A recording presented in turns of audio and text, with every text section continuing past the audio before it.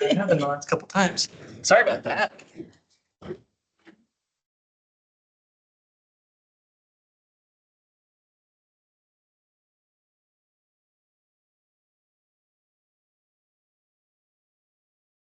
All to order. One done. Cool. Hi everyone, welcome to Parks and Recreation Commission meeting December 15th. Let's do a little roll call. Chair Steve Parsons. Here. Co-chair Austin Kerr here. Commissioner Frazier. Here. Commissioner You guys hear Diaz. me? Yeah, okay. Here. All right, Commissioner Lamberson. Here. Commissioner Christensen. Nope. And Commissioner Stackhouse. Here. All right. That's quorum. We got 4. We do. All right. And is Council Representative Garcia here? Yes, I am present online today. Hello, everyone. Hi, hey, Councilman. Commissioner Christensen is here.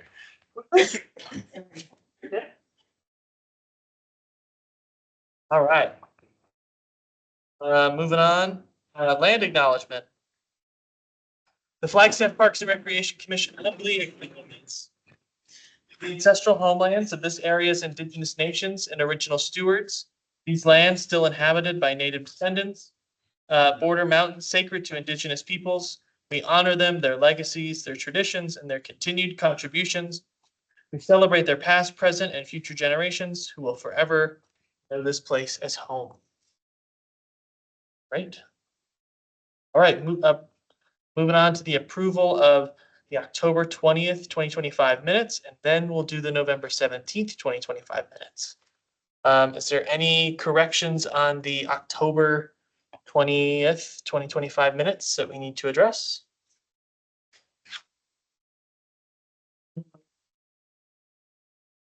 All right, well then I'll make a motion to approve the October 20th, 2025 minutes.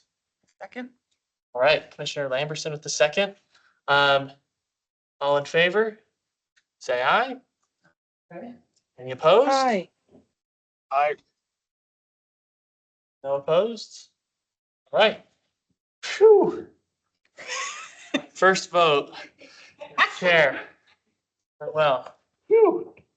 All right, let's see if it goes well again.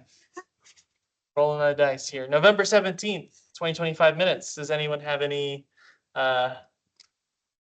corrections or things that we need to do before we make a motion to approve them? No corrections. All right, then we'll all make a motion to approve the November 17th, 2025 minutes. Can I get a second? I'll second that. All right, Commissioner Christensen, thank you. Any all in favor? Aye. Aye. Any opposed? Well, the November 17th, 2025 minutes have been approved. Another great success. All right. Moving on to number 5, open call to the public. This portion of the meeting is for items that are not on the agenda. The commission cannot act on items presented during the public participation of the agenda. The commission is prohibited by the open meeting law from discussing or considering the item until the item is officially placed on an agenda. Please limit comments to 5 minutes. Do we have anyone from the public who would like to share? A couple names. There's just one name I don't recognize. They might be here for agenda 6A. Cool. All right, well then we can close the open calls to the public. Moving on to discussion items. We have 4 discussion items today. Let's start with 6A, request to name a facility or amenity at Cheshire Park, decision item. Woohoo. Cool. I will kick this off. Kelly, is that you online? Yes, Amy, can you hear me? We can. Okay, perfect. All right, I Okay. will. Thanks. You bet. I'll kick this off. And then we have a wonderful person named Kelly Ingalls online. I know on the screen it says a different name, but that is Kelly. So we will work through this. And so I wanted to kick this off, and some commissioners, co-chair, you may have been here last time we spoke about when pros is approached by anyone about the renaming of anything.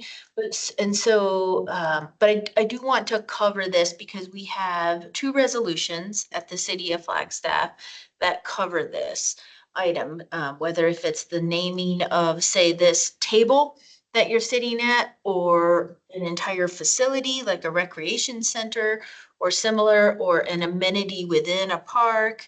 So we do have some guidelines to follow with this, and I'm happy to cover what those are, if that would be fine for the commissioners. I see one head nod, yes. All right, I'm gonna pull those up. So a couple of the highlights on those would be when naming something after an individual, must be deceased for at least a 2-year time frame. The city council has made, and the organization has made a couple exceptions to that over time, but that's rather rare. So that's usually one of the largest criteria to ensure that we're able to accomplish that. And then there's a proposal, if you will, or it could be from an individual or a group of people, you name it, that would propose. We are proposing that we name XYZ in honor of XYZ individual, and here are all the reasons why. And that's what Kelly is here for this afternoon. So we've been approached by a group, by a family, to rename something at Cheshire Park. There was an individual, his name was Kenneth Ingalls. He was the city's Parks and Recreation Director for well over 20 years, correct, Kelly? Think that was a yes. He was our Parks and Recreation Director. Yes, quite some time. And some commissioners may recall, I believe it was the 2022 or 20, I think it was the 2022 Parks and Recreation Month we dedicated to Kenneth, and had him with us down at City Council Chambers. We took a large group photo with him. Kelly was there.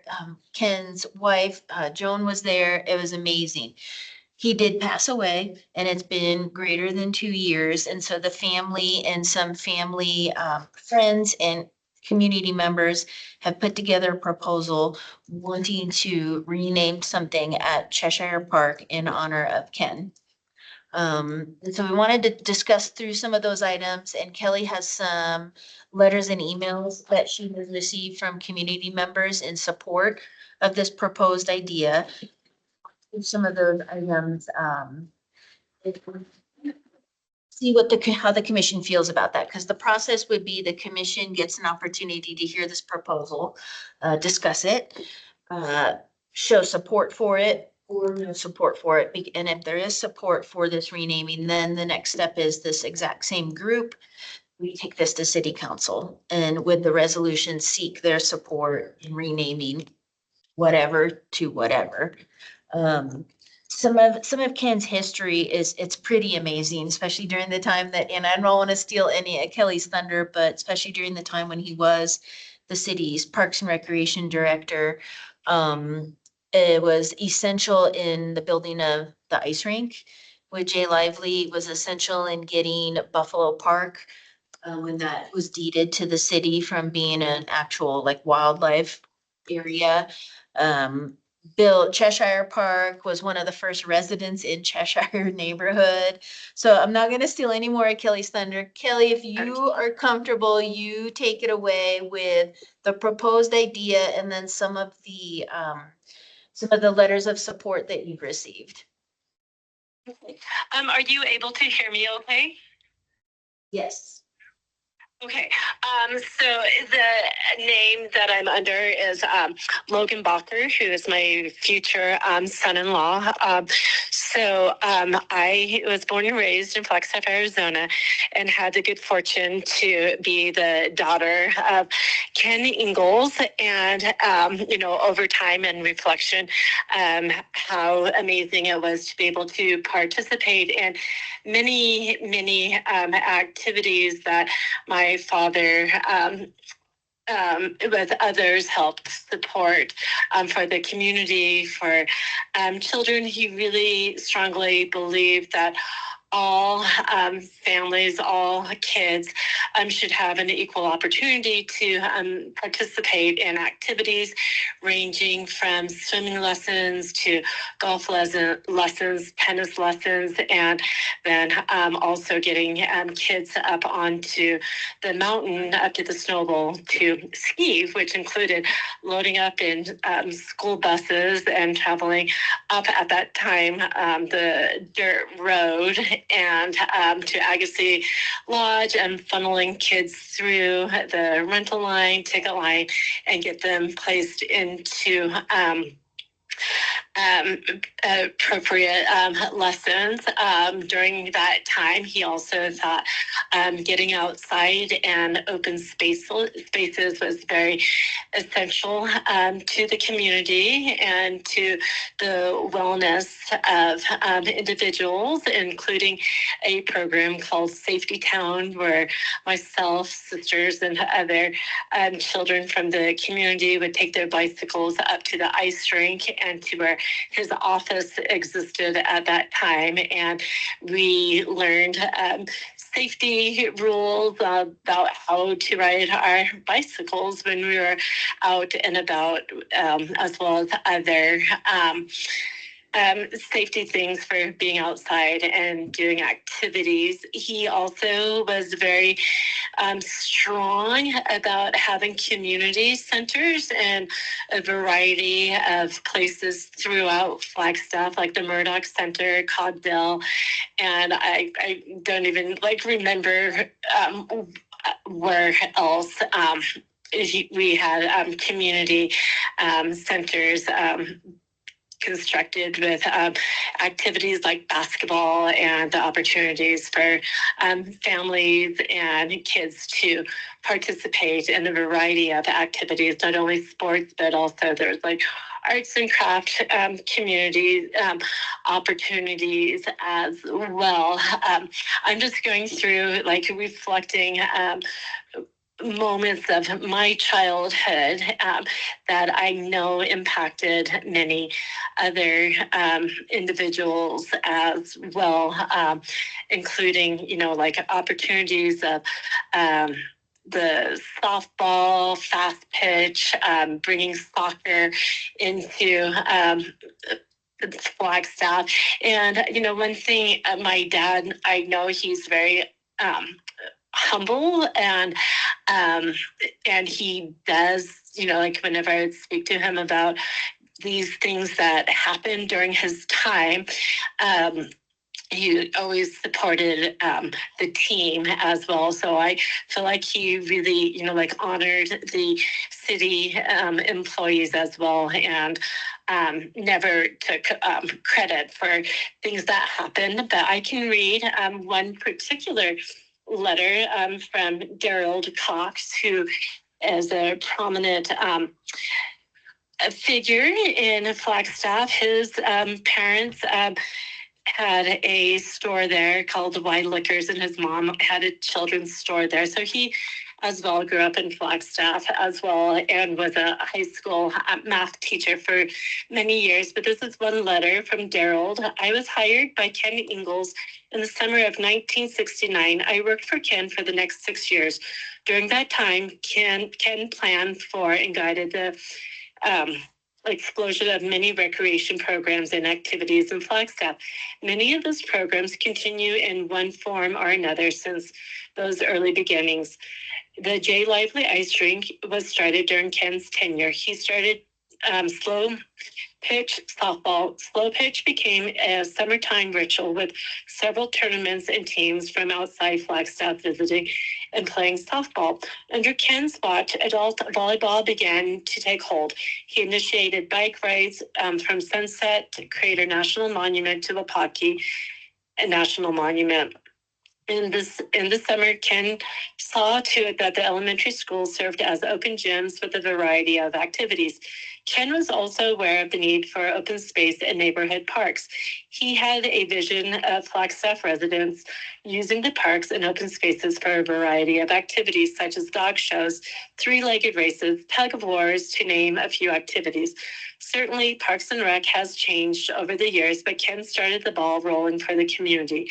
Many of today's city-sponsored recreation activities have their beginnings thanks to Ken Ingalls.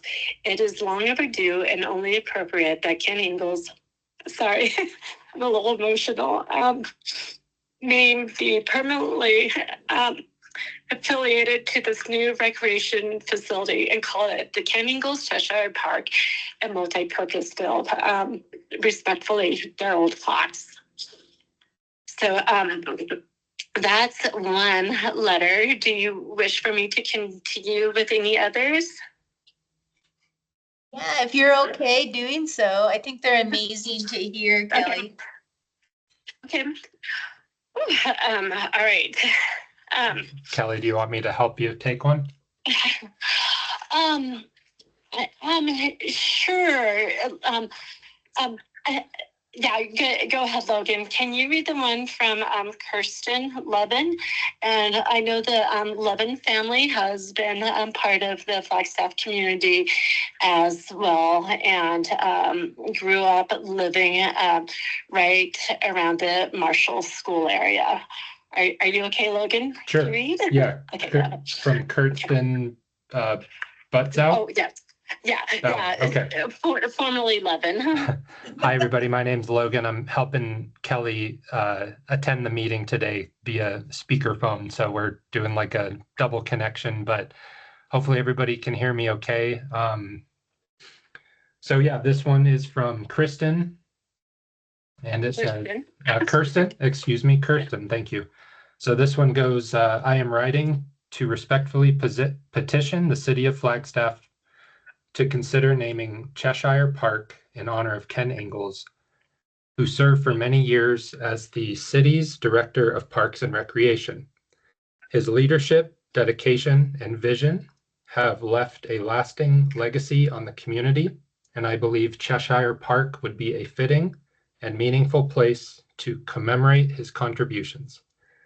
I grew up in Flagstaff, and like so many who were raised here, my childhood was shaped by the parks and open spaces that define the character of our city. I have countless fond memories of afternoons spent at Thorpe Park, the iconic Tree Park, as well as many hours playing at Cheshire Park. These places are more than simple recreation sites. They are the heart of our neighborhood, gathering spaces for families, and symbols of the city's commitment to a high-quality life. Mr. Ingalls played an instrumental role in preserving and enhancing these spaces.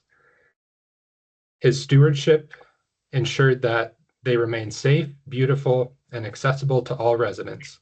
Most notably, his efforts to protect Buffalo Park, one of Flagstaff's most important and cherished open spaces, reflect a deep understanding of what makes this community special.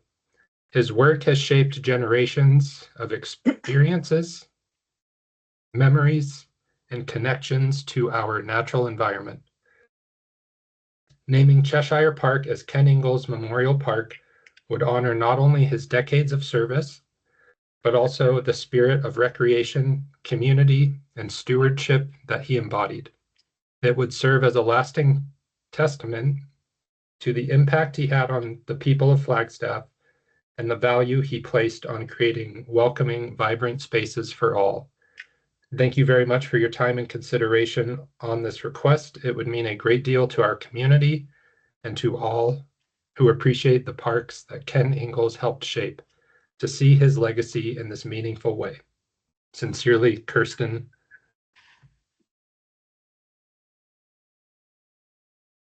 And then I have one more that I can read.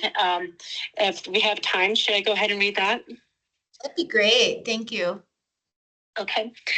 Ken Ingalls was more than just the director of Flagstaff's Parks and Recreation Department. He was a dedicated public servant whose vision and commitment profoundly shaped the quality of life of that. Let me make sure. Oh, yes. Whose vision and commitment profoundly shaped the quality of life for thousands of Flagstaff residents. For decades under his direction, the department provided vital programs and infrastructure that foster community health, activity, and togetherness. Many families, including my own, benefited directly from the wide range of opportunities he championed, from playing organized youth sports like softball and soccer to enjoying the municipal ice rink and a swimming pool, and simply accessing well-maintained playgrounds. Ken's dedication was not limited to administration. However, he actively enriched the community by sharing his expertise, even teaching recreation management courses at the local university. Renaming Cheshire Park the Ken Ingalls Cheshire Park would be a fitting and permanent tribute to a professional who dedicated his life to ensuring that Flagstaff had exceptional recreational resources. Beyond his professional life, Ken Ingalls demonstrated a personal generosity, a commitment to enriching lives that defines his enduring impact on our community. My own experiences vividly illustrate his character growing up. He and his family consistently included me in their weekend skiing trips to Snowball, offering rides and mentorship every Saturday and Sunday for years. This spirit of giving was an extension of the dedication he brought to his department, rooted in a deep-seated belief in the power of recreation to build character and community. Ken Ingalls was a highly respected and involved member of Flagstaff, a man who literally drove people to the opportunity for recreation. Honoring his legacy by dedicating Cheshire Park and his name will serve as a constant reminder of his immense generosity, his steadfast commitment to the well-being of Flagstaff's youth and families, and the lasting positive mark he left on our city. Sincerely, Jennifer Rowe. Yeah. Thank you, Kelly. So some other things for the commission to consider. I mean, we've heard some wonderful write-ups about Ken and from his family and from family friends. So, you know, when a proposal comes into the commission, the proposed name must be like an identified geographical location or facility. So we've accomplished that with picking Cheshire Park, because I think near and dear to the Ingalls family. And the proposed name must describe something specifically unique. I think it's kind of cool that the proposal includes the Cheshire Park piece, since this community has only known that park to be Cheshire Park, but then to add the Ken Ingalls part to it is kind of a neat combination of that. And then the proposed name in some way needs to acknowledge significant significant support, not necessarily monetarily, which obviously Ken did significant support working for the community and serving the community for 20 plus years in his role, and then brought forward many of these beloved areas to our community. I was doing some research at Klein Library, where there's a lot of research or a lot of at least old stored articles. And I mean, even McMillan Mesa Neighborhood Park was brought forward by Ken and his team during that time. Just so many locations. There's a picture of him from 1972 at Old Town Springs talking, and I mean, just there's a lot of history there. So I think that, you know, that item to meet for this criteria, he certainly checks that box. Without a doubt. Yeah, I've been able to spend some time with Kelly and her mom, Ken's spouse, and it's just, it was amazing. Even it was at a couple weeks ago, I think, Kelly, when we were at Cheshire Park, and your Yeah, mom. it was. Yeah, it was about a month ago, and I do apologize not being able to be there in person, but I'm currently living in Utah with my youngest. But yeah, about a month ago, it was a beautiful day out there talking in the park. It was great. Yeah, and your mom was sharing so many hilarious, amazing stories just about the area too, and how when they purchased their home in Cheshire and it felt so far out there and way out in the country kind of thing. And we were talking about the dam and everything else in the area. So, from a city staff lens, this is just heartwarming and it checks all the boxes, but we do have any discussion and then a decision with the commissioners on something like this. Yep. And when we were talking, the proposal for the multi-purpose field being constructed over in Cheshire Park, we did discuss about just having the multi-purpose field considered with my dad's name. But there's something that was very touching when I was walking and talking with Daryl Cox, who has very fond memories of working with my dad, and he and the idea of the Ken Ingalls Cheshire Park and multi-purpose field really resonated well with myself and my family.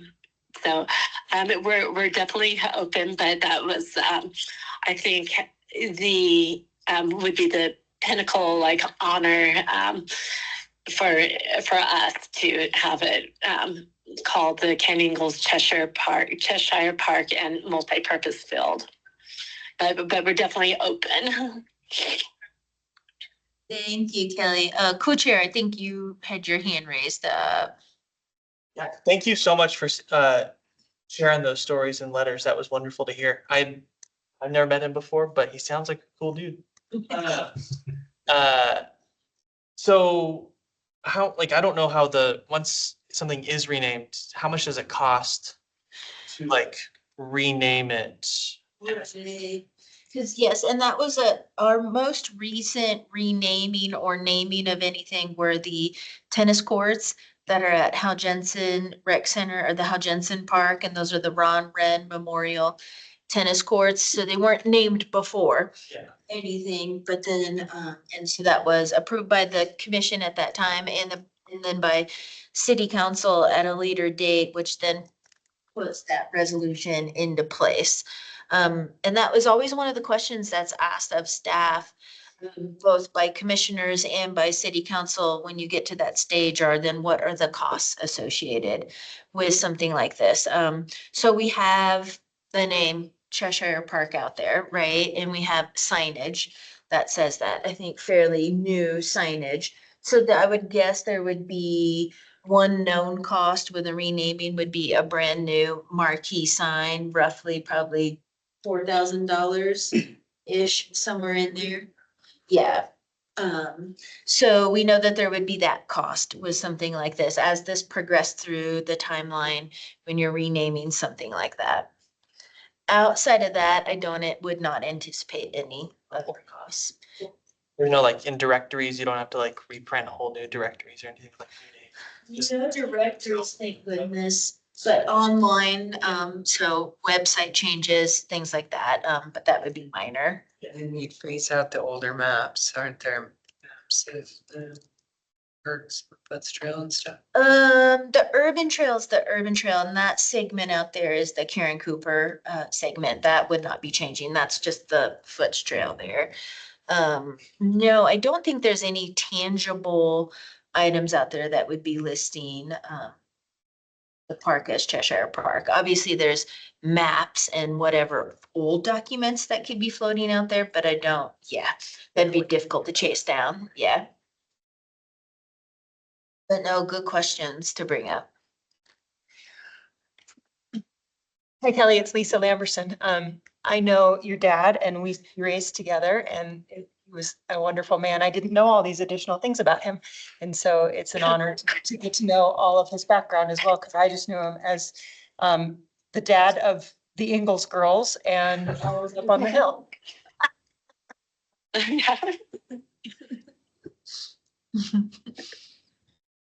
Yeah, it's pretty neat. You can actually search on social media and there is a social media group and people still talk about Ken and the things that he brought to Flagstaff and that they wish that they could bring back. Yeah, I saw that too in some of my research recently. Yeah. Yeah, I think the proposal on the table would be to call it the Ken Ingalls Cheshire Park, correct, Kelly? Yes, and multi-purpose filled or, because I think the development of the multi-purpose field is something in the works as well, correct?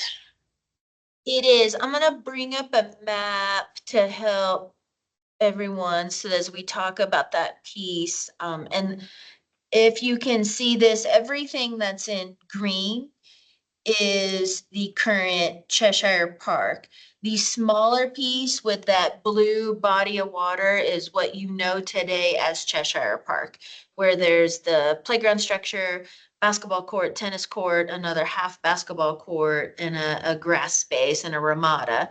To if you head upward on your page or technically kind of northeast-ish would be the rest of Cheshire Park, which then borders Highway 180, Fala, some townhomes, and the Museum of Northern Arizona. That is where PROS has capital funding for the future running track.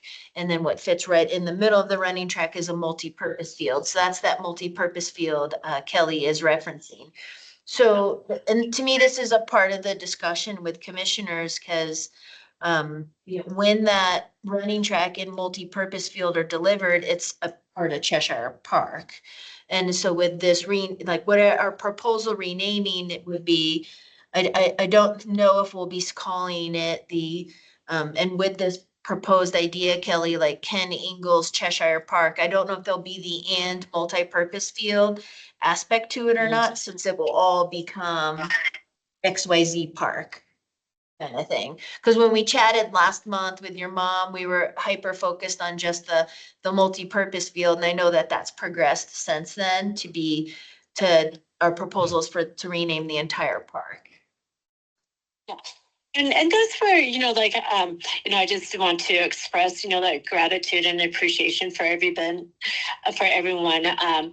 taking this all into consideration and just feeling a bit of my dad's legacy with the city of Flagstaff and, the being open to renaming the Ken Ingalls Cheshire Park, or just because the multi-purpose field, the track field area hasn't been named either. We're open, to the Ken Ingalls multi-purpose field or whatever we wish to describe it.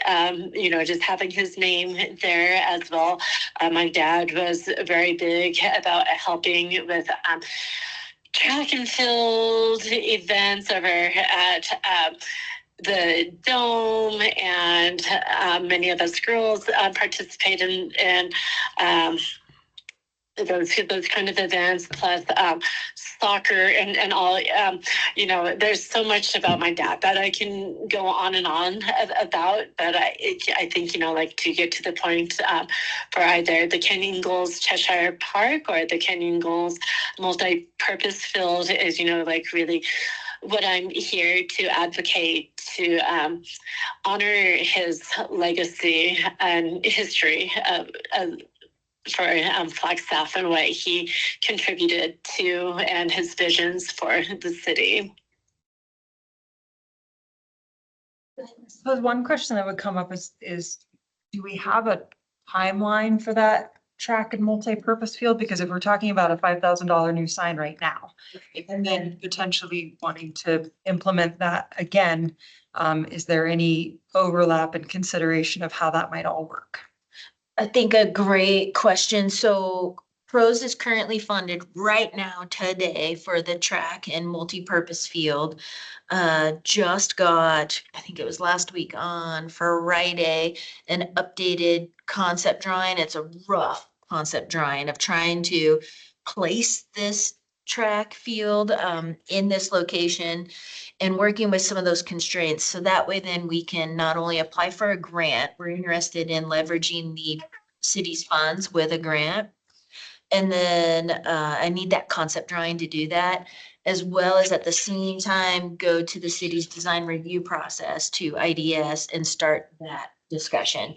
Because what we've done is what's called a pre-application meeting, which anyone can do if you're developing anything in the city, and try to get that feedback from some of these partners like water, sewer, stormwater, planning, engineering. And the initial feedback is, gosh, you have something that runs along ADOT's jurisdiction along 180, so we don't know what their feedback will be for this development. Will there be a need for a decel lane or a turn lane to pull in? And one does begin almost right where that red dot is on the parcel to go enter the museum's parking lot right there. So just not quite sure how that will interact. And we'll get that feedback from going through that submittal process. So it timeline wise, it's still in concept stage. When would an actual track and field be built and developed there?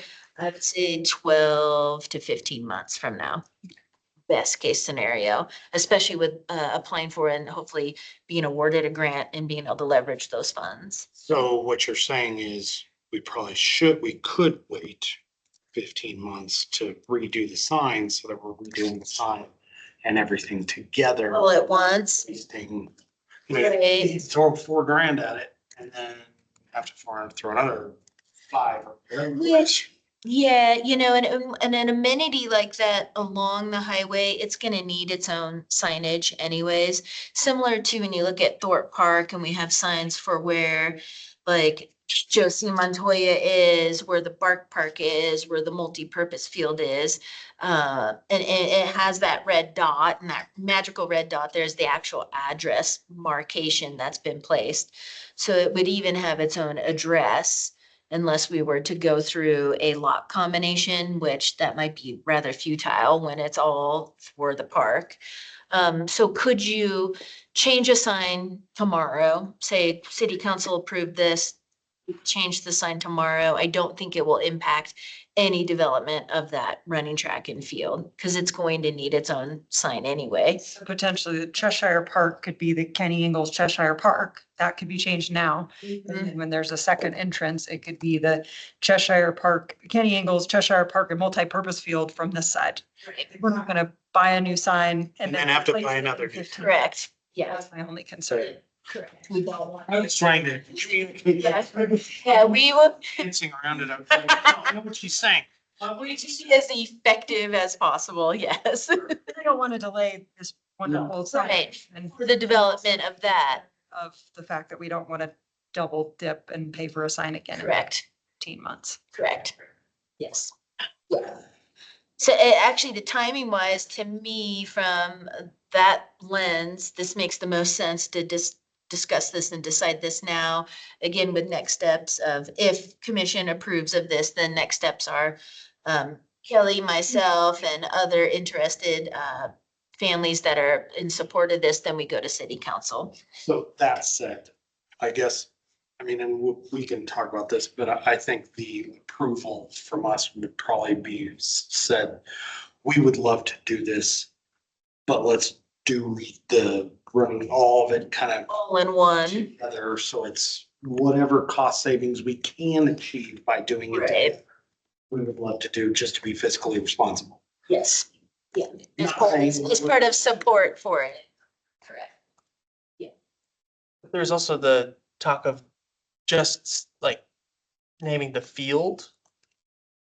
And then we wouldn't have to change any sign at all. We would just lump that in as part of the expense, and that would, there's no change at all. It just. Correct.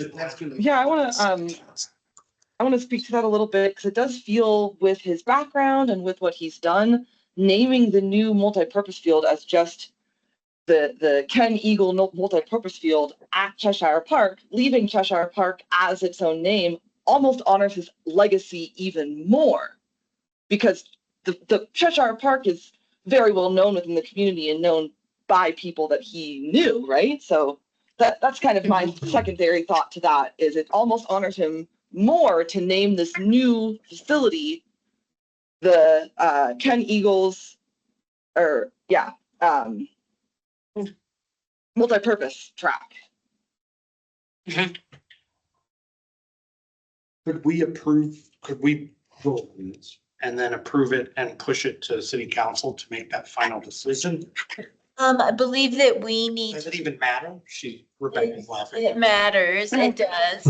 I just words. This working group, and that is one of the roles as commissioners, you'll need to discuss and approve and support the exact naming before we take it to city council. So you're gonna make us name it. You're not gonna put it on city council. Correct.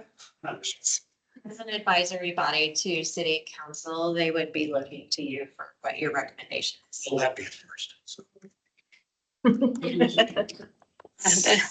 I mean, do we have to have one recommendation, or can we propose the two recommendations depending on what all of you think? Like, could we propose the Ken Ingalls Cheshire Park and multi-purpose field, and then like a second proposal for just the Ken Ingalls field and track multi-purpose field?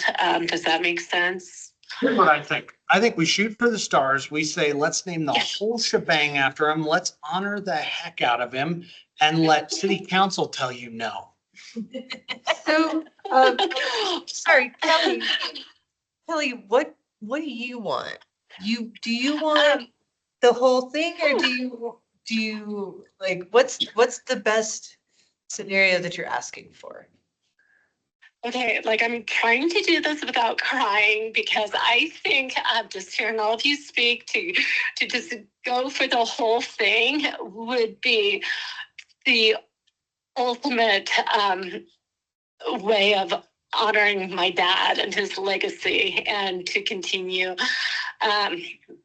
just knowing that this and all his efforts were just like, oh, so impactful. And I can even like feel to all of you, just going for it without even some of you knowing him in person, how what an impact he made in for the city of Flagstaff. Yeah, so I am in support to go for the whole thing, and then if we have to take it back, from there, then with the city, then that's another story. But I would love to end 2025 and go into 2026 like, yes, my dad made a difference. Well, here's the deal. I won't speak for everyone, but I love supporting exactly what she just said. And let's make city council earn your vote this year. How about that? Yes. Do we have $4,000 or $5,000 that we could do that with? Like, is that money that is budgeted, that we can do, that we can afford? If it is, great. If it's not, then It's not much That's my own- budgeted today. Is it something that we can afford? Yes, it would more than likely be next fiscal year, so after June 30th. When we would be able to best fit it in and afford it. You never know, as we start to trickle down to the end of our fiscal year into that last quarter, we also could have some surprises and be like, hey, let's do this right now, kind of thing. It's December. By the time this is in front of city council and Councilmember Garcia, it's probably best sometime in late February, March, by the time I can get on the working calendar and get this put together anyhow. So we're starting to peel into that fourth quarter of our funds at any rate. Again, worst case, it would be something that we can ensure that we have figured out for next fiscal year. Okay, yeah, that's my only comment is if it's money that the department has and can do it, then great. I think it's a great honor.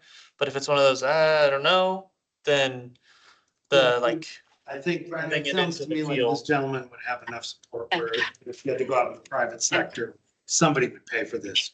We also have a capital project with that multi-purpose field in Slack. And so honestly, adding some signage to it when marquee signage is needed for that anyhow.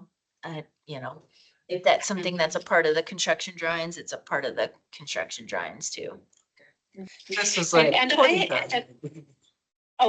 And I have a feeling too, if we needed the money, if I did an outreach to the community, I feel like there's many people in the community who would pitch in to help develop this for this development as well. Like I could do a fundraiser for it. I was gonna say, it doesn't sound like we need to worry about the money based on what Amy's saying, so I don't. So we have a lot of people online. What's the next step? Are we voting? We have a lot of people online, so, and interesting enough, so it was placed on our, I'll go back to our agenda. And because it was placed on our agenda as, I believe, decision item, if I'm not mistaken, which we thought that in mimicking what's occurred for our Open Spaces Commission, that works to do a vote. Would you We just agree need with to- that, Rebecca? Move it to a vote. Yeah, so I believe now that you've heard all the details on this, and we've got, I think, all 6 of 7 commissioners, so you can do a vote in support of this and moving this forward. We might see if there's any other public comment. We did have someone else join us. And is there any public comment regarding discussion item 6A?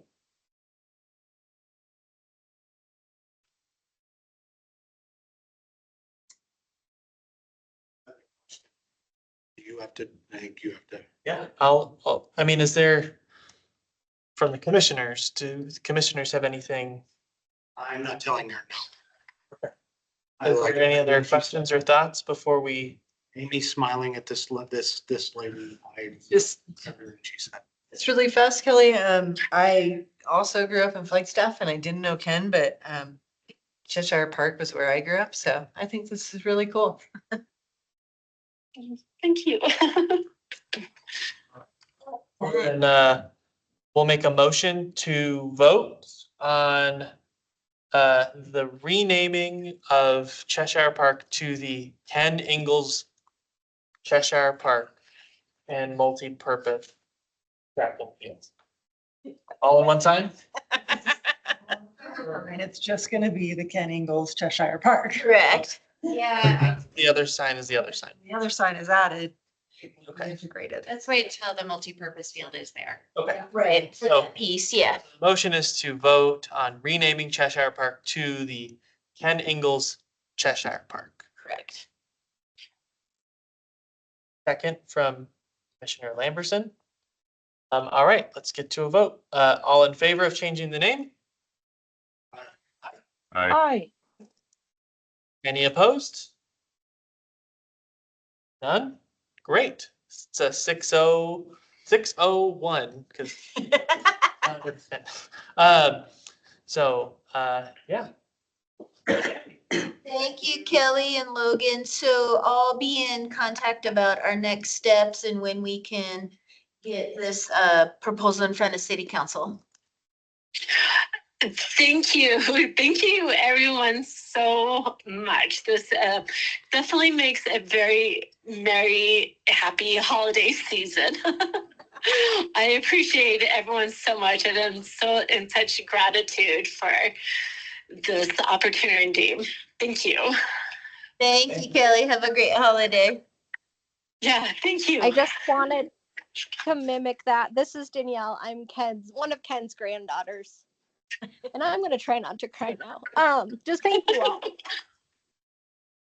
all. Sorry, I missed the very beginning when we were sharing things, but in some of the last moments with him, we just drove around Flagstaff looking at parks.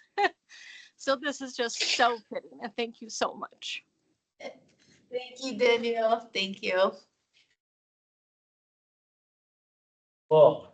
Moving on to discussion item 6B, let's discussion on maintenance versus planning or development. So I added this agenda item, because this question can come up quite a bit. So it's a little bit of a like educational opportunity.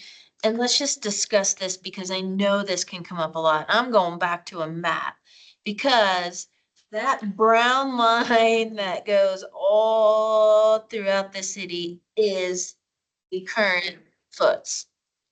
So there's 60 mile, if it's dotted, it's hopeful planned future. If it's solid, that's the foots. And so there's 60 miles plus miles of this, of the urban trail. And it sometimes can be widths of 8 feet, but typically in the majority of it is going to be 10 foot wide. And if it's not flowing through right away or city-owned property, the city has an easement on it. And that easement is usually going to be 20 feet wide. And within that easement, then our amazing park section led by Gino is responsible for maintaining. So they're maintaining the trail itself, no matter what the surface is. If it's aggregate or a hard surface, either concrete or asphalt. And then if there's a 20-foot wide easement, the team is responsible for maintenance of what's within that easement, which is usually going to be weed abatement, litter pickup, if there's some horrible erosion or washouts, which there's a lot of that along a trail system like this. So what's difficult for our team is we're responsible for just the maintenance. Our team is not planning these dotted lines of the urban trail. We're constructing if it's going from a dotted line to a permanent line on this map and becoming an open trail to the community. So we watch closely as our capital engineering team is working on those new portions or mileage of the urban trail to add, because then that's going to increase our maintenance need. And we've been having a lot of conversations at the organizational city level about it's an amazing amenity that exists in this community. And we've been hovering around kind of that, it was at 58.5 and now I believe it's at like 60.5. We've been hovering around that length of mileage for quite some time. And as some big projects are delivered, we're going to see a big increase in mileage. So a big increase in our maintenance needs. And that's what we want commissioners to be aware of, is at some point in time, we're going to need to come up with a cost of what the trail costs to bill or to maintain. Sorry, I was just individuals leaving the chat. I saw some movement in the chat, but we're going to need to have those conversations holistically at the city and at the organizational level, because at some point in time, the amount of maintenance it takes as that mileage increases, the funds to help with that maintenance will need to increase too. To me, it's important to show all this on a map because you see how, so the small team of one parks technician maintains all of this for our community. And then there's usually one day a week that one or two individuals go around and service the trash cans along the urban trail itself, because those are going to have hopefully less frequency of filling up than trash cans in more civic or in our actual park grounds. But it's a wild adventure. And I know that this topic can come up quite a bit with our Open Spaces Commission too. So I wanted to bring it up this month in case that's something that we want to talk about with the Open Spaces Commission in February. Because some of the urban trail goes through all three open spaces that we have at the city, goes through many of our parks, and then is along a lot of right of way, or gets commuters from point A to point B. Now, out of those roughly 60 miles, about 24 of the miles are a hard surface. So the park section is plowing those in snow events. And so that's either concrete or asphalt. The team does not plow aggregate urban trails. That would just do too much damage to the trails, unfortunately. And we don't have proper equipment at this time to entertain that. I don't think we've done enough research to entertain that. So who knows, 20 years from now, if Parks is plowing aggregate trails, who knows on that? And I wanted to give Gino a chance just to describe what some of the maintenance that does occur on the trails. And brought this up because our team receives a lot of phone calls.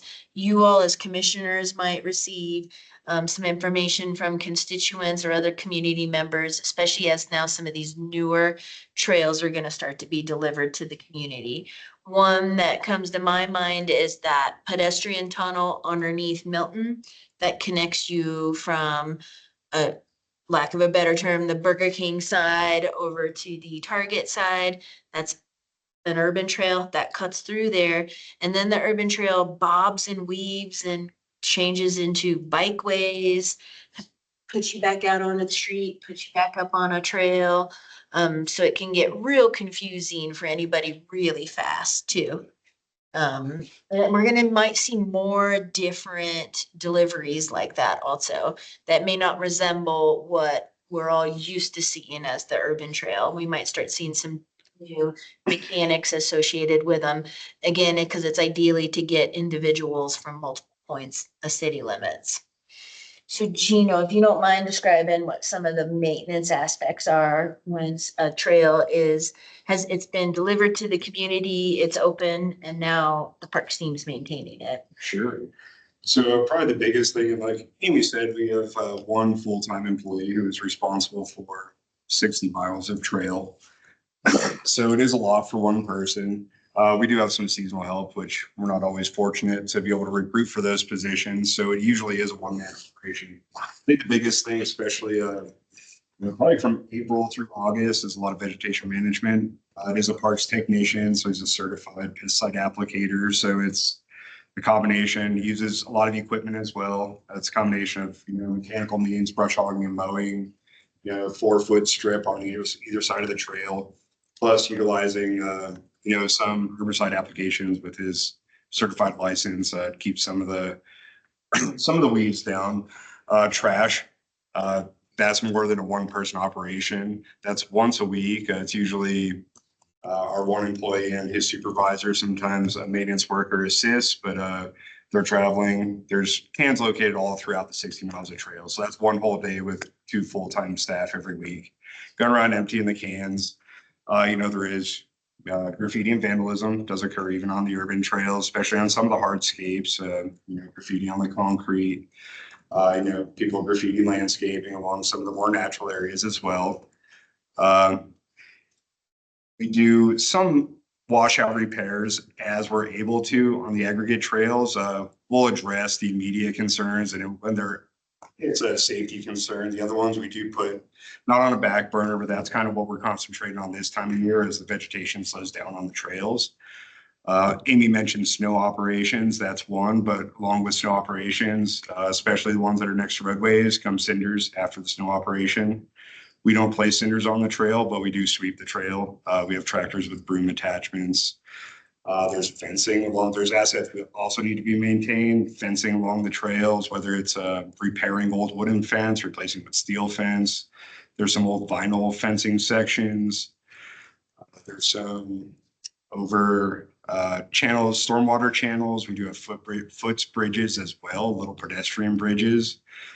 Some of those, if you remember, we were talking, we do have some operating capital this year. We're going to be doing some R&R on some of those bridges, mainly in the Farmstead Trails neighborhood, but they take maintenance as well. Most of those are wood, so it's regular staining. We're upgrading to composite Trex boarding. I think that covers just about the general maintenance, but it's a year-round operation, one season to the next. It's a lot for one individual. He does an amazing job. He does. We can never lose him. Hey, how long has he been doing it? About 12 years. About 12 years. You should see the life insurance policy. We also do some hardscape repairs on a smaller basis ourselves. We concentrate a lot on the washouts because they're a little easier in the aggregate trails, but whether it's internally through the parks team or sometimes we do hire outside contractors. When it gets bad, maybe it's a 10-foot or 20-foot section or a concrete panel that we'll replace when it gets to that point. Or cold patching some asphalt trails, which we've been fortunate enough to get some R&R through this last year. So those are in much better shape this year than they were this time last year. Those were the nexus of a lot of complaints we used to receive. So that capital project this summer, which was great because the asphalt trails were in really rough shape. That was about almost 9 months. 24 were a hard surface. And we've done some of those concrete panel replacements, especially along the Route 66 trail. We try and put up the trail counters in ideal locations and change them every few years. And you see that in the monthly newsletter, just to have an idea of how many people are passing by these urban trail segments. One thing that I hope that the organization gets to at some point in time is maybe defining them. When I look at, say, the Route 66 trail, when it's right on the backside of a highway, basically, it really feels like a commuter trail to me. Not my staff hat, but when I'm a user of it. When you're meandering through the Karen Cooper segment and cruising over to Mount Eldon, it doesn't feel like a commuter trail, but commuters still may be using it. So that's one item the city has not defined. Are these trails, are they recreational? Are they commuter? What are they? And I think as we start to develop more of these bikeways that we're seeing, and there's going to be some future bikeways along the John Wesley Powell extension, we're just gonna start seeing a lot of different things in our community. And we need to understand how will they be maintained? Who is the appropriate department to maintain them? What are they? What are they defined as? All sorts of things, because you see there's just such a variety of them out there. And it's still one of those connection points I find with the Parks and Recreation Commission and the Open Spaces Commission is both commissions have park land, if you will, you're the commissioners of for staff. And then we all have the urban trail going through parklands and open spaces. So I don't know if any commissioners ever receive any inquiries about the development of them, and then there's even more. I mean, gosh, there's the John Wesley Powell corridor that will occur. There's the downtown mile that will impact some of the trail connections there. And this is one of the highest priorities of our open space section in the Open Spaces Commission for that combo meeting that we have in February are these connection points. And it is for us also in Parks and Recreation. It's making that connection. If you have that 10-minute walk to a park or recreational amenity, that's like a part of our mantra, right? And you see a lot of dotted lines on that map, and those are some of those hopeful future connection points. So we always need to keep that at the top of mind, especially if there's acquisitions or easements needed to get those connection points as they meander through. Quite frankly, not city property at times. There's also the Arizona Trail, which the urban route pretty much follows some of what the state has put together and then ends up being on top of the foots is the urban route. And then the Arizona Trail, the non-urban route, skirts somewhat of the outskirts of town and going through Fisher Point and then making its connection north of Buffalo Park. So yeah, it's pretty expansive. And I know we don't always talk about the urban trail, and that's why I wanted to put that on the agenda, just to give that opportunity, especially if there's any questions from any commissioners about it. I don't recall the budget. You must entirely supported by Parks and Rec as far as Gina's budget. As far as the budget for it. So there is a transfer that is received. So some of the funding for the maintenance of it does come from the general fund. And then some of it does come from the BBB, special revenue, but it's not a lot. And that's one of our struggles, I think, honestly, is it's not a lot of funding for that. We do have, especially the aggregate mix, we do have that in one of our material storage yards that we tend to keep filled up because we never know when we're needing to fix a washout location or rebuild a trail. But again, I think as these additional miles come into play, we're gonna need more maintenance money to maintain it properly. And so that assessment that you guys are thinking about doing on all of your fields, the usage, The master plan, yeah, but that's not relevant to this conversation because your funding source is elsewhere for this. I think it still is relevant. The urban trail will be a part of that master plan process. It'll need to be rolled into that. And I feel like that it's going to be on all of us, including the community, to acknowledge that it's an amazing amenity. But again, as we add to the mileage of it, the maintenance, that level of service and maintenance needs to still be there too. So then how as an organization do we intend on funding that? Whether if it's through additional bodies, because it's one individual today, or is it with a contractor? What is it? How is that accomplished? Because I think we'll find through the master planning process how important that amenity is to this community. Is this something that has been framed as a Parks and Rec problem, or does the city think that this is a city problem? Should I not ask you that question? I know, no. I I think it's an interesting, that's a difficult question to answer because with the maintenance is with pros.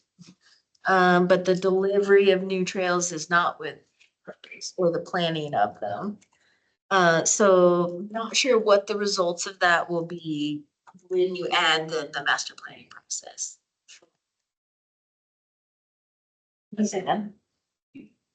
You have a sense of the timeline of additional mileage that needs to be maintained? Like how quickly is this coming down the line? Some of it's coming pretty quickly. And I think we'll probably see, gosh, I'm gonna guess between John Wesley Powell, some stuff along Fifth Street and Lone Tree overpass that we'll probably quickly see a good 2+ miles added to the 26 or? probably by 27. Yeah, Do you have like a cost per? like a cost per. For gravel versus asphalt and pavement? Like, is there a? We can easily put that together, and that's one of the discussion items, like that at least that measurable item.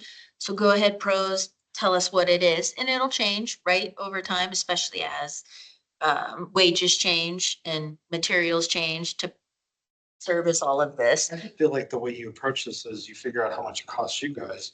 Then you put it, I mean, and I'm not trying to make this simple, so Becca's gonna laugh at me. I know it's coming, but then you just put it on an RFP and you say, how much would somebody else do it for? Right. Pick the lower one. Is it that easy? And I wish it was that easy. But yeah, I think we need to come up with whether if it's a cost per square foot or cost per mile. The rash I get with a cost per mile is similar to what Lisa was saying, like, so if the new capital project only adds 3/4 of a mile, then sorry, pros, you're not there yet. Cause your cost is per mile. But when we need to fund this differently or start adding full-time individuals to help maintain this. So I might want to lean you more. could just break it down and. Mhm. I think Cost that per inch. I do. Inch would be a little. Little too much. I'm just saying, like. We need to get there, and I think the commission is, and as an advocacy group, I just wanted the commission to understand there is a future problem coming with as we add these wonderful amenities, then how do you maintain them? And we felt that the asphalt foot sections were a perfect example of that. Delivered however many years ago, it was amazing for a while, then the cracks started to appear, the this, the that, the complaints escalated, and then. You plow it once in the winter. It always has to be plowed, right? Always has to be plowed, yes. That, as a property owner, that sounds like a cost nightmare. And something that could spike one year unexpectedly Right. and absolutely bury you. And yeah, absolutely. And that's what's hard to predict. And that's when doing, whether if it's cost per square foot or cost per whatever measurement, we have to include snow operations too, depending on the type. Don't do snow operations. Does that mean a lot of people get upset if you don't plow? There's no not plowing. There's no, that's not an option. Not an option. Not even if we took away the asphalt and said, oh, it's not asphalt anymore. You know, that piece by Route 66, that's a 10-foot wide sidewalk. It is. It's not an option. Just, I mean, it all fits in within the active transportation master plan as well, and then trying to get people out of vehicles, like that's a big goal of the I city. get council that. as I get that. It's just, Who, and that's the importance of those non-aggregate. well, trails. get them out of vehicles, but then when we have to plow it, don't give us any money. Is it the transportation?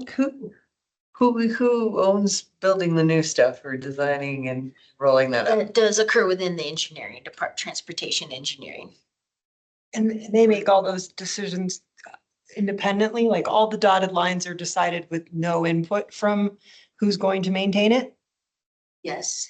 Could they come? That sounds like a lot of fun. Could they come to our open space meeting and our combined meeting and talk to us? I mean. Possibly, and we because have could a little probably bit of ask time. things that- And again, it impacts open spaces committee. Now, open spaces primarily has aggregate urban trails through their 3 open spaces. I actually don't think there's any hard surface. There's not. But they're you good bring at- up an excellent question. No, but it's still, it's an amenity. And you see a lot of dotted lines in our city limits. There's a lot of missing connection points. And we want those connection points.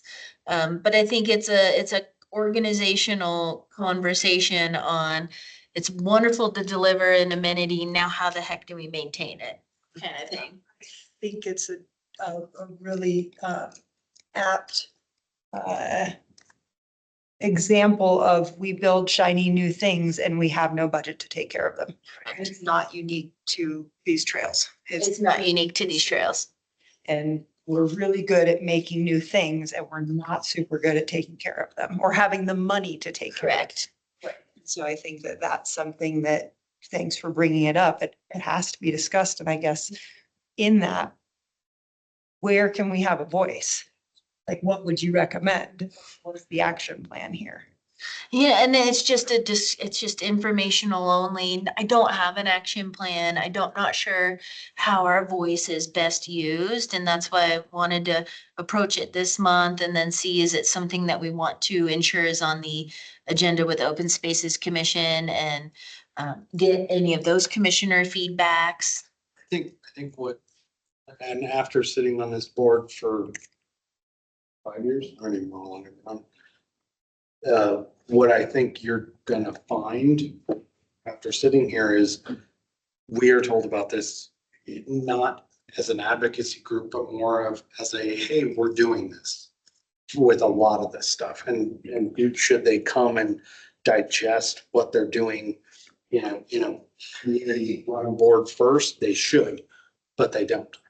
And that's what I've seen is probably the challenge of Amy and Rebecca for the last 6 years, 5, 6 years, is they are told what they're getting, not asked how it's going to be implemented. So, I mean, we could try to reinvent government, but I don't think we're doing it on this.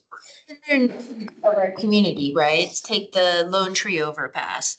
It's a voter ballot initiative to build that overpass, and there's going to be an urban trail along with that, the John Wesley Powell corridor. That's the need of our community, not on many levels. And there's going to be urban trail in that. You're speaking, and I know I can feel you about to say. So, okay, yeah.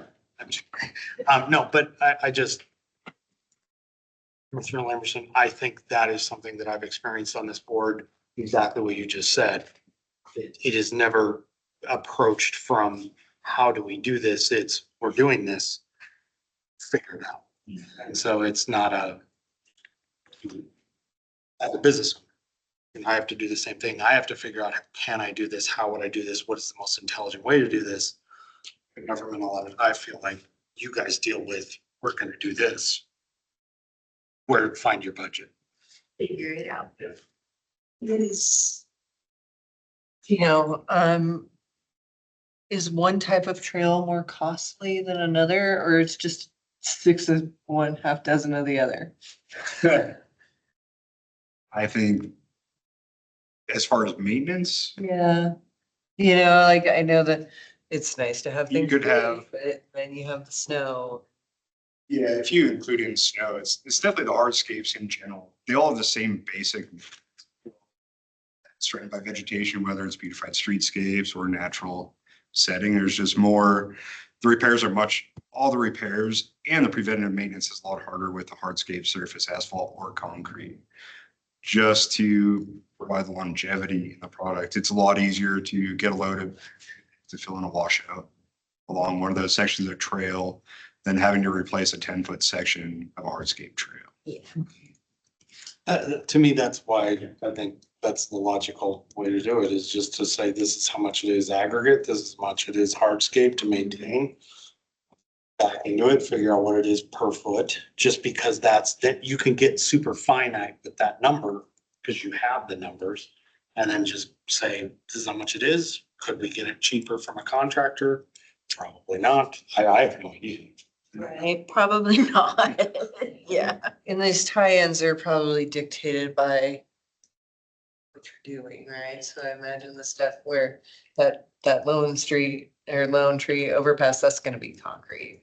Right. Yes. Yeah. And so there's not a lot of give. And a huge commuter, I would imagine that's gonna be a very popular bicycle crossing point. Yes. Yeah, absolutely. I think same with the JWP corridor. Again, that fills a big vacancy right there. I think that at least from a staff lens, what we've thought about is coming up with that price per whatever. And at some point, there needs to be a trigger to say, as more of this comes online and becomes available for the public to use, the maintenance costs need to increase. And that's both on materials, so commodity wise, but also then on labor too. Eventually, we need more than one individual maintaining. And one thing I would think would be challenging for you guys is to go back to the triple B. The triple B is awesome and that's a great funding source. I kind of am interested in, hearing where the triple B comes from and how we can bolster making the triple B be bigger.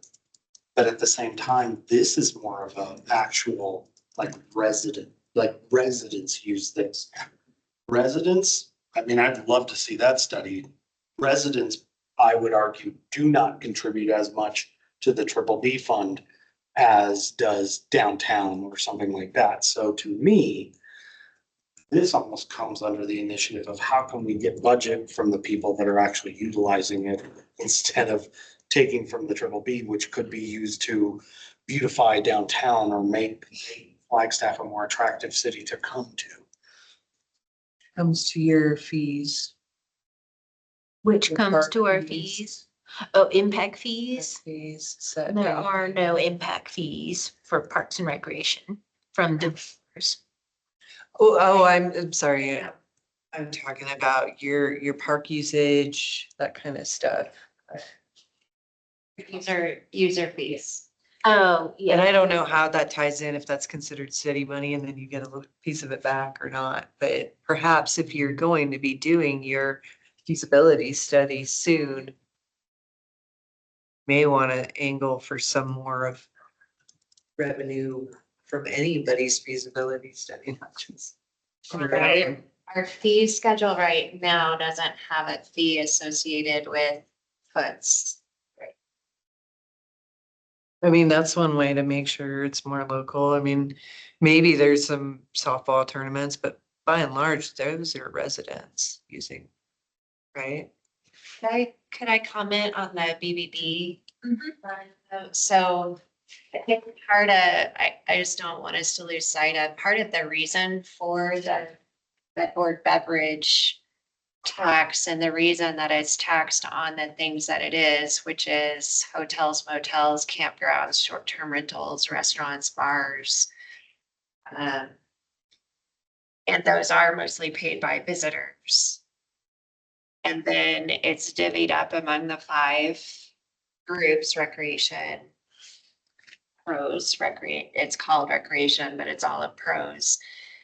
Being one of those five, and we do get the lion's share, we get 33% of that. And the intent of that is so that visitors, in a way, pay for what residents can enjoy because we support the visitors. Right. So you can look at it both ways. I see what you're saying. Absolutely. It's, to me, it's But I think 6 of it's 1. intended to be that the visitors pay for something that the locals get the benefit of. But to me, I'm like, yeah, I think it's like a 50-50 thing. Now you can look at it from that standpoint, you can look at it from the other, and either one of them solves it. Both of them solve their own themselves, but I just, my 2 cents.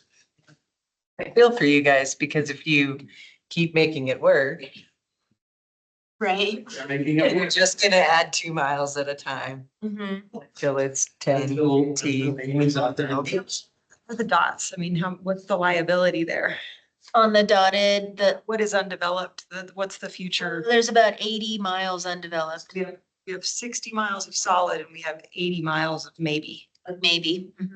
Future maybe. With some, again, known mileage with some large capital roadway. Yes, You sub out some of it. still needs a funding source.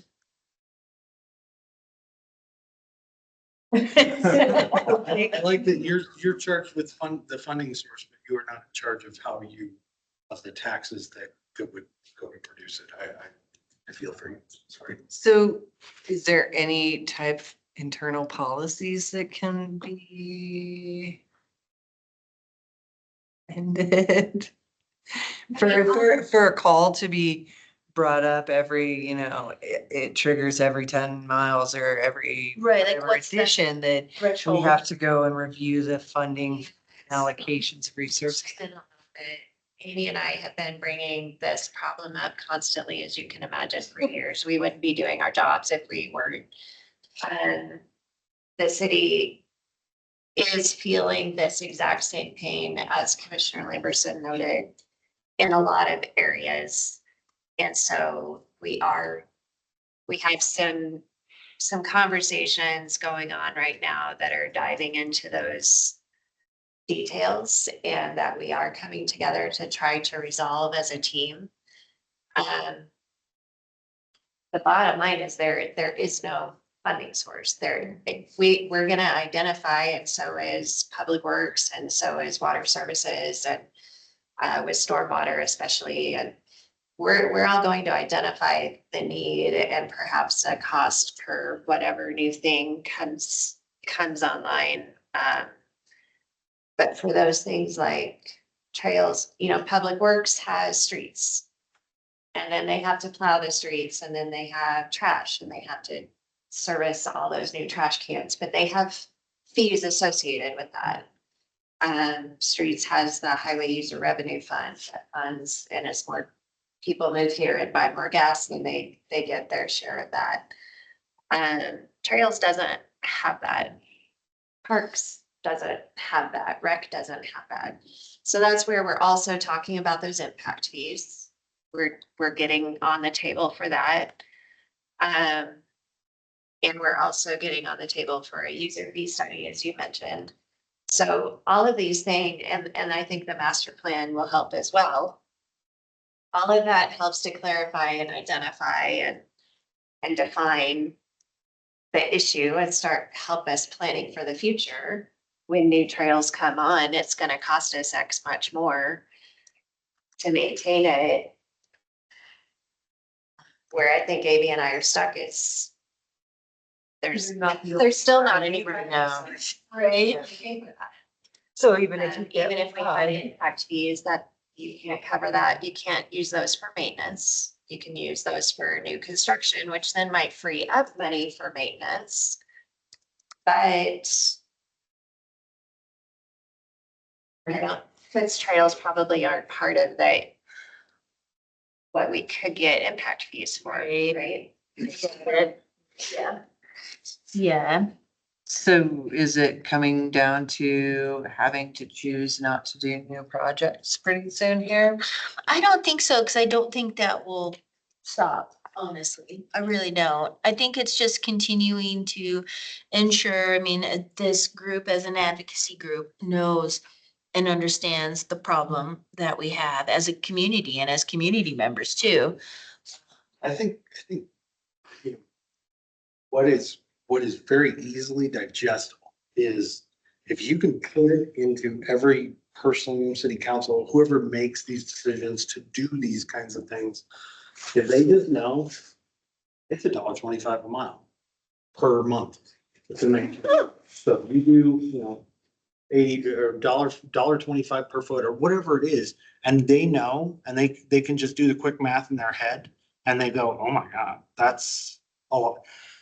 To me, if you make it simple for them and they can do that, I don't know. I just feel like that's super powerful because you could just sit in a meeting and go, oh, it's 80 cents a foot. Okay, all right. The council's not at the table with capital engineering as they're planning these things, right? Like, so these things are just being planned, and then even if it was an ask of, supporting core services to current and future council, do they have any money that they can, I mean, it sounds like there's a shortage of money across the board. There's a shortage across the Yeah, board. so robbing Peter to pay Paul, Yeah. or just, how do you stop the bleed? Paul ain't got any money anymore, Right. so. Yeah, I mean, yes, and it does city council have a voice with these large capital projects? Yes, they do. And they are aware of them. And potentially putting a financial piece in that plan of, great, we're moving forward with this, we approve it. You know, development and maintenance.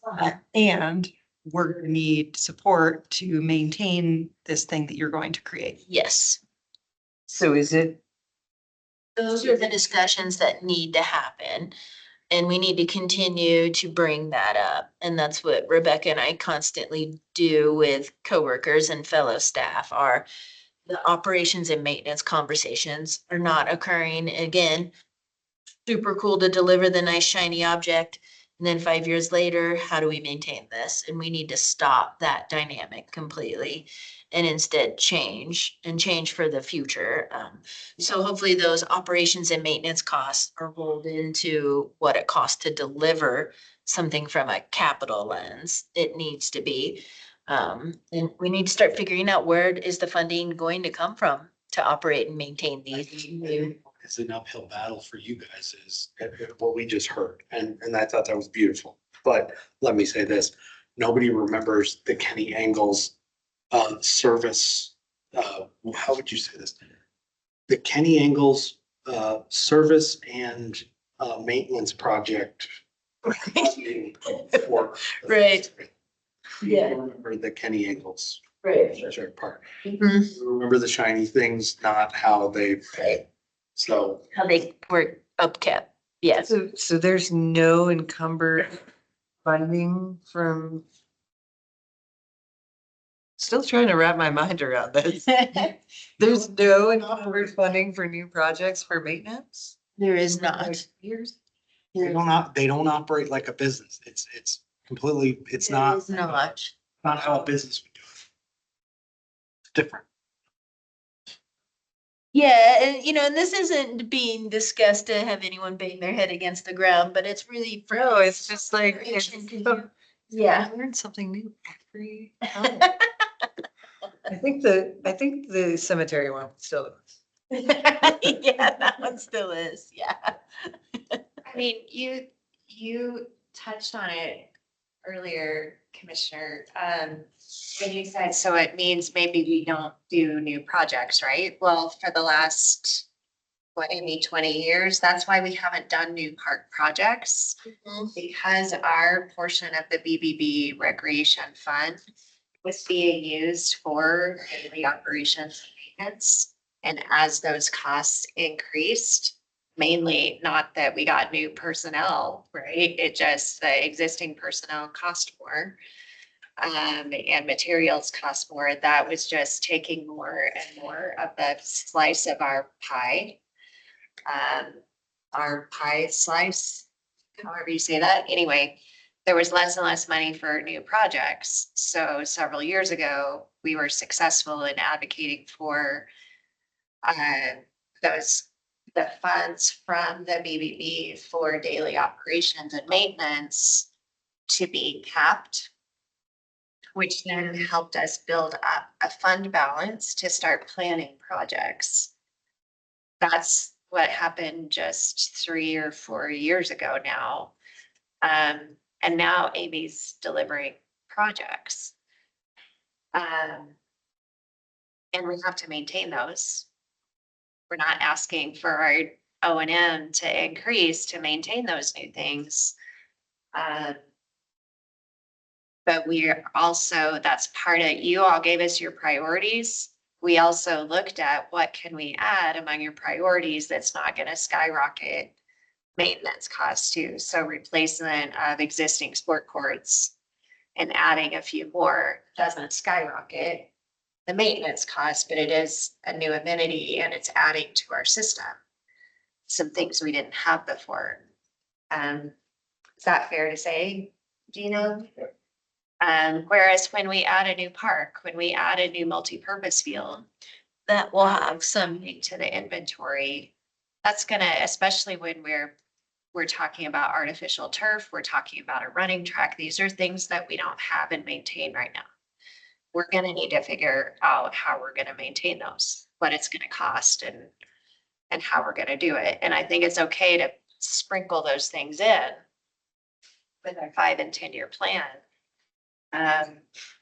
When we're successful, because we will be at getting a girls softball complex built, that's gonna be 4 new fields with all the maintenance that comes with that, all the amenities that come with that, the furnishings, the lights, the infields, that, you know, all of the above.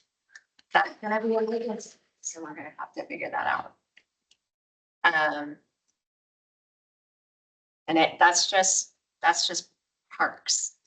Think about the same conversation with anything else that the city adds when we add a new courthouse, when we, yeah, so it's. The new overpass. Right, A a new new water overpass. main, a new, you name it, yeah. It's all a piece of it. I will say, I don't wanna. Planning side, there are commissions that advise the planners as well. There's planning and zoning, there's bicycle advisory, there's pedestrian advisory, there's transportation commissions. So I like the questions that were like, when does council get all the information and put it together? Because each commission is kind of focused on their own thing.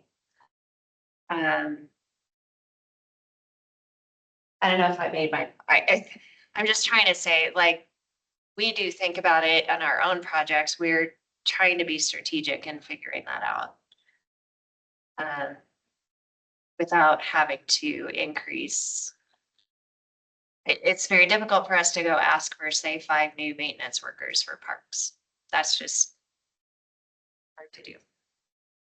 But at some point, it's gonna have to be done. At some point it will, yeah, and it's gonna have to be a part of that maintenance per whatever measurement calculation. So eventually it takes the human labor and the materials to make it happen, yeah. And unfortunately, you're gonna have to have a stress fracture or fail for it to become a. Maybe. I kind of feel like we already had that with where we were headed with all of our funding going towards maintenance and that's all BBB funding. Going all towards maintenance. Well, that's not improving the lives of our community, right? The new amenities are. So, I mean, yeah, it's maintaining them to a degree and that's great. But to me, it wasn't fulfilling the intent of the BBB tax for recreation. So I feel like we identified that and we've addressed it in a way. The ideal world is that you guys get your friends to visit and stay in hotels and eat at restaurants and drink a lot of beverages that are additionally taxed and that BBB tax can grow and our pie slice can grow, right? And at some point, maybe we can say, hey, it's a really healthy fund right now. Instead of a new project, why don't we take these ongoing funds and add to maintenance? That's the balance that we as staff and you as a commission, when we bring you our BBB budget to approve in February. That's what we need to be looking at. Yeah, it's a fun conversation. Just wanted to bring it up. And it hits all aspects of pros. I just wanted to bring up the foots one in general, especially since we got to celebrate the repair and replacement of the asphalt sections, and that was amazing. But knowing that there's more mileage online, it'll be brought forward again to discuss further. We're gonna talk about it with open space. I think it would, yeah. All right. We have two more discussion items. I think we can knock them out. So let's do McMillan Mesa Neighborhood Park Playground Replacement Outreach. Take that one. So it is part of the BBB funds we were talking about. I know we've talked about this McMillan Mesa playground and this process that was going to start. $150,000 we get annually to begin to replace some of these aging structures we have out in the first this year's McMillan Mesa. We took a little different approach to this one. The last two we've done, we've direct selected a vendor because we were mainly trying to match another amenity playground structure that was previously placed in the park in the more recent future. So they'll have that same manufacturer. This gave us this is kind of, it's about a 5,500 square foot area. And it's more of an open canvas. So we're not looking to match anything in particular. What's on the site within the playground border is what is going to be replaced. So as part of the competitive process, I reached out to 6 different vendors. I had positive responses from 5 of the 6. They've all given 2 proposals in design. So we have a total of 10 design proposals from 5 different manufacturers. They were given a basic scope. The confines, can't expand the area, work within the confines of that 5,500 square foot, including it's got to be turnkey, removal of the old equipment, installation of the new. So like I said, we got 10 different designs back through working with procurement, and got some assistance from Haley and the events and marketing team since the neighborhood park, get the community of the neighborhood involved in the voting process. So all 10 of the designs were put into a web-based application. There was mailers sent out to roughly 570 homes, and there's a lot of high-density apartments that are in that McMillan Mesa neighborhood. So the individual homes got a mailer. The apartment communities were able to do email blasts to their residents, giving them the opportunity to vote. Voting opened last week, and it closes this Friday. And the way it is, it's not necessary. I don't have the website able to be brought up right now, but it's not necessarily picking one design. The goal is for them to assist us in selecting the design. Like I said, there's 10 design proposals, and they could vote on all 10 designs on a 5-star scale. So we kind of and there's a comment section as well. So it gives them an ability to leave feedback, but then instead of, hey, this one just got the most votes, we could see with the consensus based off the 5-star rating, which one was the most preferred, as well as taking any of the feedback that they might be able to leave. So yeah, this is the website that the mailer and the email blast will take you to do your voting. There's no vendor specific information on any of the designs. That's not on, so they can't see. They're strictly seeing what playground is being proposed. The voting closes the 19th. It'll be tough with the holidays. We'll do an internal review of see how those results pan out. I've already started the contract process with procurement, legal. They're all the pricing from all the manufacturers is at uncooperative pricing. So we could truly pick the design that the community wants out there. The thought is all this will hopefully have our selection shortly after the 19th. Then by the time we get the contract and bring it to council, it'll be into the new year, but this will likely get installed sometime this spring. But we're nearing the end of this process. It's been there's been a good response from the vendors. They've enjoyed this process as well, just kind of giving everybody a blank slate and the ability to compete with their designs. Yeah, we got some interesting ones. I said 10 designs is a lot, you know. So see what pans out. The website, if you want to check it out, if you go to the City of Flagstaff website, and go to Connect Flagstaff, then it takes you to what's called Social Pinpoint, but then it'll take you to this link and you'll see it. It's where there's a lot of ongoing projects for the city in general. I can place the link in the chat too, so commissioners can always access it at a later date. But it's pretty cool to work through this format. We'll see what the response rate is too. I don't think we know any responses. Can't see anything right? until Until- it's like, so I'm not sure how many people have been in there yet. 65 responses. I found that during this. Oh, really? Oh, okay. 65. We also contacted the. That's a lot. That's a lot. Pretty good. We did contact the schools in the area and the apartment complexes. in Yeah, I talked about the apartment. I area. forgot to mention the schools. Yeah, just kind of get the students because, yeah, what's the basis and FJ. And there's a Montessori school also in the They've area. all been in contact. Just get everybody's kind of input on the project. That sounds awesome. It should be neat. This might be our new format when surveying or contacting the general public about something. So yeah, we're excited to use this and see what it's like the first go around. Should be pretty cool. Well, cool. That sounds great.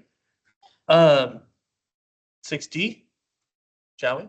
Yeah. Discussion on upcoming Open Space Commission joint meeting. That's February, so remember, no meeting in January, skip, and then meeting in February, which is in combination with Open Spaces Commission. One thing, Twice a year. twice a year, yes, we've been doing that in February and roughly 6 months later in September. I just feel like we just had them. I know. Good enough. Which may have been, yeah, I guess that was probably the September meeting. One item we know for sure would be on the agenda would be approving the BBB capital plan, the BBB track, even though it's proposed capital plan. So that definitely would be on both commissions' agendas to do. But yes, I was curious what else the commission would want to discuss with open spaces. I think it'd be important to talk about the foots and funding or lack thereof. Yeah, And just a general conversation of connectivity and are they sure. aware of and considering what's coming down the line there too. Maintenance funds. Like a maintenance funds and, you know, so the open spaces section is responsible for maintenance of those 3 open spaces themselves, where it's still going to be park section for the foots piece. But it shows where that collaboration is, absolutely. I think to continue to have more advocates in the community talking openly about this challenge would be a positive thing. Agree. And then are all their connections built or could you require that it's anything on the open spaces? It's got to be aggregate to meet the costs. All of the 3 open spaces today, Foots Trail going through there is aggregate. Yeah. There is no hardscapes or hard surface in there. That at least is good, not gonna change. Right. Yeah. And I mean, the whole point of open spaces is to keep them as natural as possible. So I think, even on a hopeful accessible trail on Observatory Mesa as part of that trail plan would still be aggregate, but more flat and accessible. Yeah. Yeah. What is the process of approving the capital plan? Like, what does that look like with them? So it'll be displayed, and it'll show the 5-year capital plan for all the pros. And both commissions will vote to approve. And that'll include our cost estimates.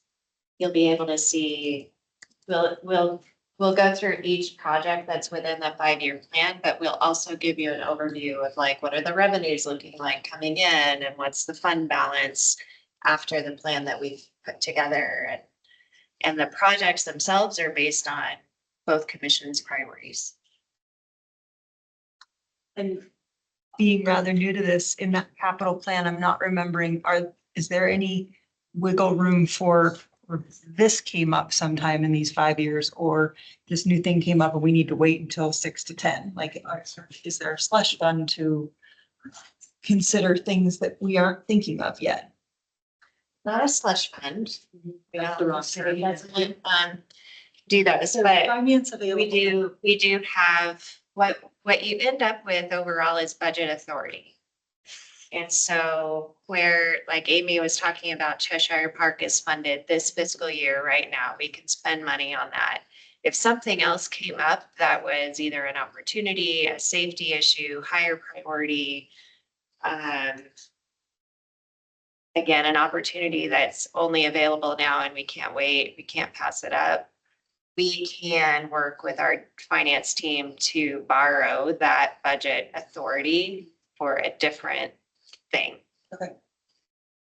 That's where we have the flexibility. Okay. So as a commission, we really are looking long-term and very set in our plan, with some maybe small opportunities to borrow against the budget authority. I'll give an example. We had some increased costs with the sport courts, right? And that had started last year. We knew it was going to finish this fiscal year. We were actually able to borrow some funds from the Cheshire Park project to finish that up and get it done. Use that budget authority. Yeah. Thanks. Well, it wouldn't be a meeting if we didn't discuss bathrooms. 6E is missing. We gotta, we do need to put that on the open A lot space. of time talking about bathrooms last. Bathrooms, they were, Open Spaces was talking about bathrooms last month, yeah. Or last week. Um. Can we put it at the last item? Right, so we talk about bodies last. Oh, see, nobody has Probably a comments. project in both plans to be discussed. Yeah, it's a good opportunity for, I think, both commissions to know whatever ongoing projects are going on too. What did they propose? What did they propose? I don't They know. wanted to talk about. Well, remember just 2 years ago, we were able to approve open space as part of being able to spend BBB recreation dollars. And then with that, we were able to set aside for open space to prioritize $400,000 annually of that annual allocation. And so that you'll see next week or whenever, February, what we were able to do with their projects.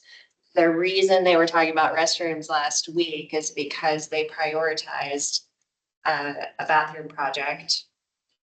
And when we started really looking at what that cost might be, is it 6 o'clock?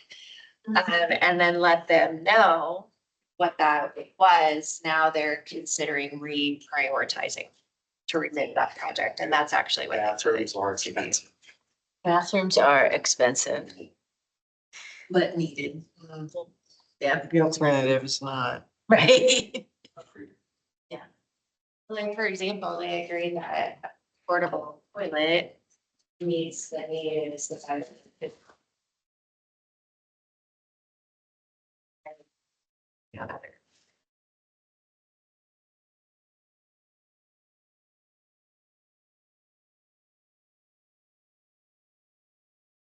Any other final thoughts? Zoom people or Teams people? I think remembering that date in February is not the third Monday, it's the fourth Monday. The 23rd. Yes. And still some time. So Commissioner can also email me if you have an idea or something that you would want to ensure is on that combo agenda.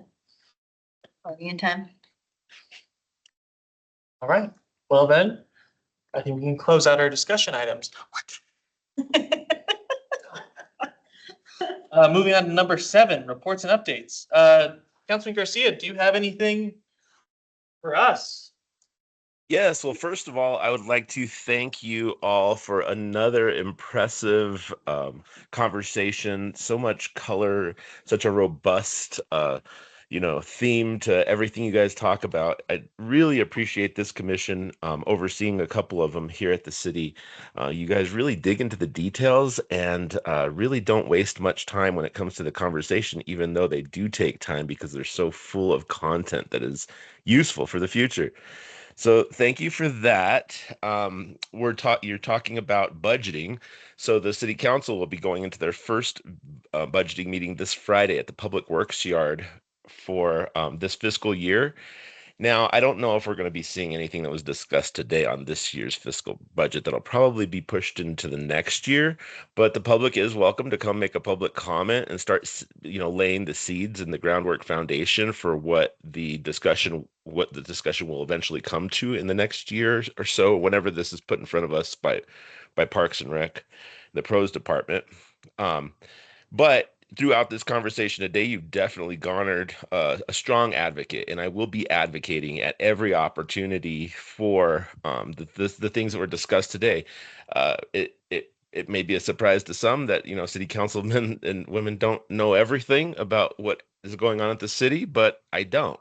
So hearing this for me today was kind of eye-opening, and I'll definitely be in the driver's seat when it comes to pushing for funding for maintenance. It may seem kind of comical that we have to even think in those terms, but we have a very complicated budget process, and we do very well with what we have. Unfortunately, we have a lot of needs, and not always the funding that can meet those needs as inflation has grown and all the things that we deal with in 2025. So this Friday, we will be having that first discussion about the current budget for this fiscal year, but I will be strongly advocating and again, opening that door for the public comment if anybody would like to show up. But don't rush to it. We have probably a few more meetings before these type of talks will come up. I also wanted to give a huge shout out to all the pros, staff and management and everybody who worked so hard to get really a flawless tree lighting and Santa on the fire truck event going this year. This was my first year, so to me it just seemed like it was perfectly done and it was just easy like that. But in talking to council members that had been there for quite some time, they said, this is a work in progress, and it was really dialed in this year. So incrementally, it has gotten better over time as we have evolved, and it was spot on and perfect. I think that the attendance was just massive, in my opinion. I was, being in the crowd, you don't necessarily get to see the entire crowd like I was able to this year, and there was people lined up all over the place. So, I think that's about it. Well, I mean, you guys all know about our new city manager, Joanne Keene, but you might not know about the interim or deputy city manager, which is Kevin Finsel. So if you guys have any questions for management, well, he's I'm not sure if it's interim or deputy city manager, but he is our new guy. And again, thanks to the commission itself, it's just such a blessing to hear how interested, how active, and how much you contribute to the future of Flagstaff Parks and Recs. So every time you're meeting in these rooms, you're really laying a fingerprint into the DNA of what your grandchildren are going to be a part of here in Flagstaff. So thank you so much, guys. That's it for me tonight. Have a good night. Merry Christmas. Don't be a Grinch. Happy holidays. Happy Hanukkah. And Happy New Year. Awesome. Thanks, Councilman. Devin B. Monthly newsletter. Looking great. Right, it's awesome. Great. Like a lot of cool stuff. Yeah, the Santa fire truck lights. We did. I do believe it was our highest attended Winter Wonderland, if not mistaken. Yeah, just under 18,000. Estimates of 18,000. Uh-huh. Yeah. Downtown? Congratulations. Yes, for the Winter Wonderland event. Yes, should come out next year. This is not Oh, you saying that? No, The makes parade. me the tree lighting. Yes, You had 18,000 people. yes. They're all up in the streets, just like. Wonderful, Rio. I am just astonished because that's a lot of people. It's a lot of people. And nobody. Not what? Huh? It was probably 10, well, maybe a few years ago that my son is 12, so Jack it was 10 years ago. He and I went to the tree lighting and it was me and him and 20 other people. Seriously, I mean. Oh, I believe it. Yeah. You guys moved the event from here where it was a split, like light the tree downtown and have the party here. Mhm. Since we've made it a combined thing downtown, it's become a massive event. It's a massive event. Yeah. And it drives BBB revenue. Correct. Yes. Does. Flagstaff, they're partners at the table, obviously DBA is as well, but yeah, huge kudos to. Yep. Haley and a team of another individual. A lot of parks help. Parks helps. It's all a pros. Everybody helps, which is really cool to put that on. And we're getting numbers, I think, from the Holiday Light Parade this past Saturday, which being in the parade with the pros float, it seemed larger than years past, and I'm guessing that's because it wasn't frigid. It seemed like a lot of people were out for that Saturday night too. I was there. So yeah, it's pretty cool to see these events in the wintertime. Yeah. All right, number 8, informational items to and from commissioners and staff.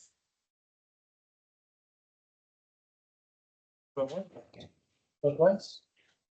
Sold to number 9, agenda items for next meeting, which we've kind of already talked about. Covered, yep. One quick question, would there be a quick summary of things that have been on the agendas in those combined meetings in the past? Or is that strange to kind of review? Would it be applicable to review maybe recurring themes that we should be considering? We could, so I know, and we've only done this maybe at 3 combined meetings, if not 2. For the February one is always working with the capital fund 5-year plan. Yeah, have we only had 2 of these? Maybe 3 tops. Well, because we had to vote on. Yes, Whether they got any money. on adding open space. We met again a year later, which was last year. So it's all Then still. we had a September. It's still very new, but I do think it still circles around where the 2 commissions overlap, the capital plan, acquisitions, those connection pieces with the urban trail. So I think we're on the right path. Yeah. And without further ado, number 10.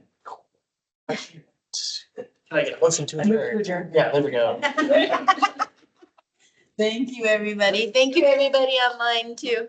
Thank you. Thank Thanks, you. guys. Great meeting.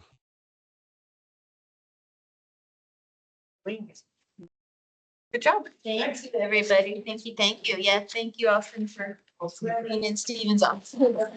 Oh, no. No, I mean, I guess I run meetings